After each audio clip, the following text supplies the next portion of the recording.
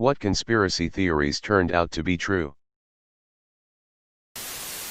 Netflix throttling DVDs for frequent movie watchers. If you watched a lot of movies, your returned movies would start to take longer to be marked as returned. This would delay them sending you a new movie. They adamantly denied it for a while. Finally they fessed up to it and also said you'd be placed at the back of the line for new releases. Once people started copying the DVDs they had to do this. So many people were burning the discs and putting them right back in the mail. I was in college when Netflix started. I'd watch 2 movies a day while I did homework. Sometimes I'd do a round trip the same day.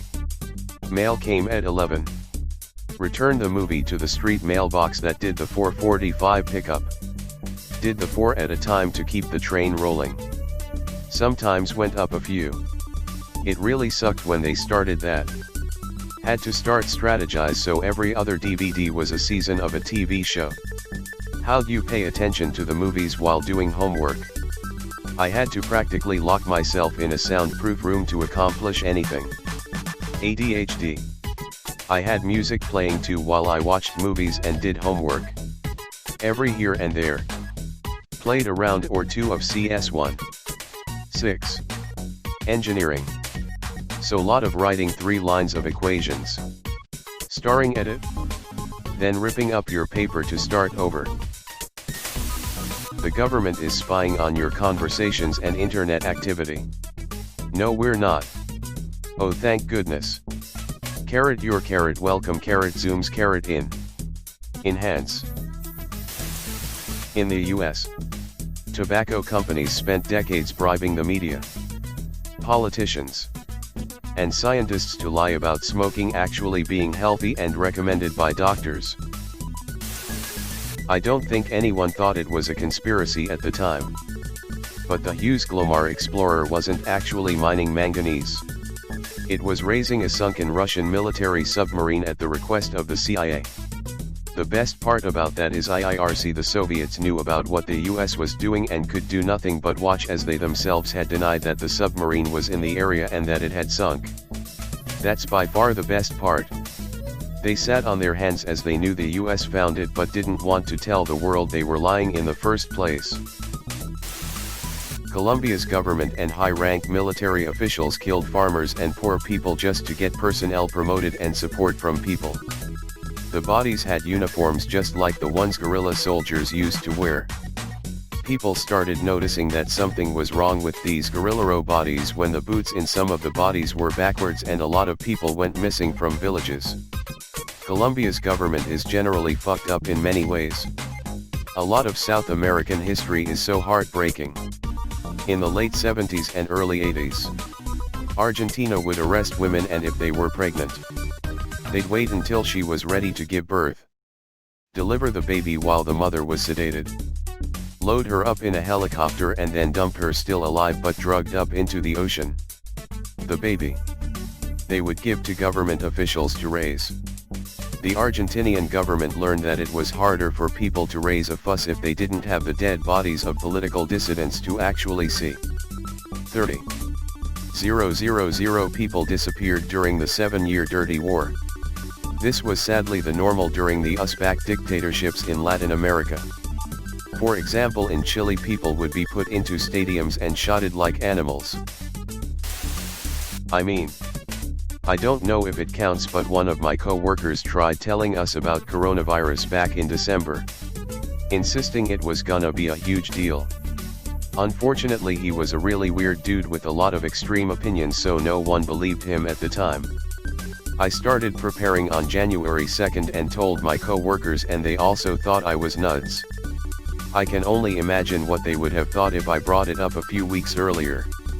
Greater than 671 comments. Yuri, the one who bought up all the toilet paper. Aren't you? Nope. I'm a minimalist. And only believe in buying what I need. I bought a 24-pack and am still working my way through it. I spent about $100 on supplies I thought I would need and put it away in a box. Since Corona didn't turn out to be Ebola bad, I didn't use some of the things. But the gloves, masks, And alcohol wipes came in handy. What else did you buy? If you don't mind me asking? I guess my real question is, what hasn't come in handy? The government spying on you through your cell phone used to be a tinfoil hat tier conspiracy. Person of Interest was pure fiction when it first aired. That series is so great and true. Remember that episode where the search engine returned self-help resources to most people who searched for suicide methods? But for certain targeted people actually gave them helpful hits that resulted in their deaths. Every time I know a search result exists but I can't find it on the first page, I start thinking about that episode. DuckDuckGo doesn't track you. Consider switching to DuckDuckGo instead of Big Brother Google. Or go for the Epic Privacy browser. I'm using it and it has built-in ad block and multiple VPN servers. Based on Chromium, it's basically Chrome, but privacy is its focus. Also, it isn't made by Epic Games even though the name might suggest it. I wasn't paid to post this BTW. I just use the browser to stream totally legal movies. Cattle being mysteriously killed and mutilated. However, it's not because of aliens, but the government trying to keep close tabs on mad cow disease without causing mass panic in the public and cattle farmers. There were whole teams of epidemiologists ninjaing across the entire US, killing cows and taking tissues in the dead of night so they could test herds without the farmers refusing them access or there potentially being another wave of panic about the disease. Why the cloak and dagger though when they could just order animals pulled off the slaughter line and compensate the rancher? Do you know what ranchers do to people that fuck around on their property at night? Do you remember the mass panic and huge economic crash of the beef industry in the 90s? It was major. McDonald's had to stop selling beef. It was an absolute madhouse in the media and public and just about crashed the meat economy and almost destroyed a lot of cattle ranchers' livelihoods. And apparently nothing, since a lot of them just whined that it was maybe aliens to a bunch of conspiracy theorists. But seriously, I imagine the risks were worth protecting the economy and industry and preventing mass panic again. McDonald's temporarily switched to pork or chicken. Damn it. These threads always start good but then you start scrolling down and people no longer know what a conspiracy is. No. McDonald's putting half a slice of cheese on your filet-o-fish and now you're mad about it isn't a conspiracy. It's not even on the fish patty is what really gets me, it's halfway off the side and stuck to the carton. Preach. There was a rumor surrounding a bad Atari 2600 game. The game E.T. the Extraterrestrial was so bad that it is credited as a cause of the early 80s game crash. The conspiracy was that all the unsold copies of the game were buried in a New Mexico landfill as a method of mass disposal.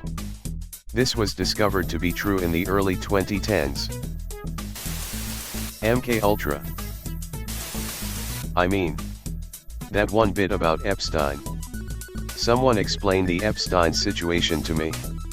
I have no idea who he is or what he did, but people do debate over his suicide being real or not. Rich people hiding billions in offshore accounts was a conspiracy. Then the Panama Papers happened. Did anyone ever deny that people stored money in offshore accounts? Wasn't that just a known, undisputed fact? Yeah. I think literally nobody thought that wasn't happening. There just wasn't a solid paper trail. I remember when that came out and people were trying to be all, why isn't anyone talking about this, and it was like, because literally nobody is surprised that rich people have offshore accounts to get around taxes. Did you also know the sun is hot? My reaction to the Snowden revelations was pretty much the same. Most developed countries have been doing shit like that since the 1960s. We never really got out of the Cold War paranoia. I feel this so hard. As someone who is obsessed with Cold War history. People think the Patriot Act was when major government surveillance started in the USA. LOL. Nah. We started that when we found out the Soviets did it to their own people. As well as in other countries. From how it looks to me. The US really liked the Soviet system of government surveillance, as really any government would. Let's not lie and think governments offered less overwatch on the citizens would go. Yeah. Let's do that. The US government has been obsessed with spying on citizens since before the Cold War. But that is when it really took off. Because people wouldn't question it. When you get to use "we're keeping you safe from nuclear war" as your reasoning, few people will argue. Everyone thought Carrington was a crank when he theorized that a solar storm had caused the extreme aurora borealis events in 1859. Decades later, scientists discovered Carrington was spot on. The sinking of the Lusitania. The Germans justified sinking it due to it being used for military transport, while the British claimed it was merely a civilian vessel only. Since the Germans attacked a civilian vessel that included Americans, it caused the U.S. to join the war against them. Looking back, it was quite a jerk move to allow American, and others of course, civilians unknowingly board a vessel being used for military operations during a war without telling them. I wonder what the American public would have thought about that at the time if they knew the British were not being completely truthful. I am not a historian, so if I'm missing or skewing any details, please jump in here. The Americans didn't join the war because of the Lusitania. It just heightened the anti-German sentiment. It was the Zimmermann telegram, in which Germany offered to support Mexico in a war with America. That allowed Wilson to push for war. Yeah. The Lusitania sank 2 years before the US entered the war. Wasn't there the DuPont incident where they poisoned the water supply? Also that town where they set fire to garbage they hid in a mine and created a mine fire that's still burning. They denied it for about a decade. Also the inspiration for Silent Hill. The mine fire is Centralia, PA. They weren't hiding garbage in a mine though. They were using an old open pit mine as a dump, instead of bulldozing a new location for one. As the pit filled up, they made the decision to burn the garbage to make room for more. What they didn't realize was that the mine still had a coal seam that was exposed, which eventually caught fire. The fire is slowly chewing its way through the coal, slowly moving away from the original pit. Why don't they try to put it out? And how they notice the coal caught fire? They have tried. But it's a massive fire moving through a seam of coal that hasn't been exposed to the surface. They literally can't reach it now. Safer just to let it burn itself out. As for how they noticed, it's hard not to notice the ground smoking. The town literally used to have cracks in the sidewalks with smoke rising out. Where does the fire get its oxygen? Governments and corporations are actually spying on us. Get a VPN, or if you're lazy, just use Tor browser for all of your web needs. I'd like to make a note that the government probably also has technologies that expose users' data if they have enough encrypted traffic. So doing all of your web browsing through either is probably limiting the protection it offers. Also backdoors and shit which just outright strip the protection or force your ISP to hand over your info without your knowledge, and also probably without a warrant or probable cause. Merck really did hide post-licensure surveillance data from the FDA, which clearly showed that their billion-dollar blockbuster drug Vioxx was killing users left and right. Estimated 150,000 heart attacks were caused by the drug, with around 60,000 deaths. Interestingly, Merck was testing Gardasil, the HPV vaccine. At the very same time it was knowingly killing people and intentionally keeping regulators in the dark about it. Kinda makes you think, doesn't it? Everyone involved in the decision that put that drug in the market surely got charged with mass murder, right? Not mass murder. But they had to pay $26 million to the wife of Robert Ernst, one of the victims, and $229 million as a punishment. By March 2006, there were over 10,000 cases and 190 class actions filed against Merck. It's estimated that this whole clusterfuck cost them between $4 and $20 billion to settle. Edit. Well, I found this. It's fucked up.